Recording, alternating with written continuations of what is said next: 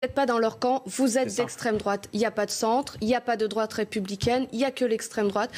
Vous défendez la laïcité, vous êtes d'extrême droite. Vous dénoncez l'islamisme, vous êtes d'extrême droite. Mais vous êtes facho. Hein. Oui, mais vous savez, moi, quand j'ai sorti je dois vous le dire quand même, parce que je mon premier livre, livre, transparent entre nous.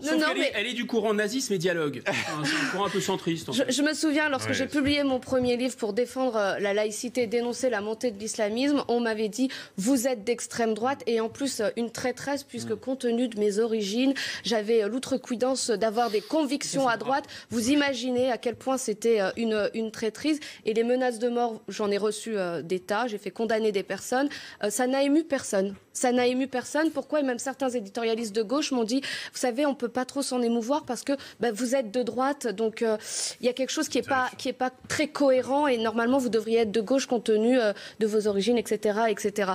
Donc il y a un deux poids, deux mesures. On peut s'acharner sur une femme ou un homme politique de droite ou d'extrême droite, ça passe, c'est normal. Si vous êtes de gauche, il y a un autre traitement, il y a une immense émotion. Aujourd'hui, moi, je ne comprends pas cette manifestation. J'ai l'impression de voir des images d'archives des années 80 avec des défilés SOS Racisme. Il manque plus que le concert Place de la Bastille avec Yannick Noah, que j'aime bien, qui va chanter pieds nus. Et puis là, vous avez toute la gauche qui est rassemblée, la main sur le cœur, et ils sont gentils, et ils ont le monopole du cœur, et tout est formidable, et tous les autres sont des fachos. Ils sont en train, en réalité, de booster le vote pour le Rassemblement national. Et ça, ils le font depuis des années parce que c'est leur meilleur allié. Et c'est pour ça qu'ils se retrouvent dans un espèce de corner et un no man's land politique et plus personne ne les suit.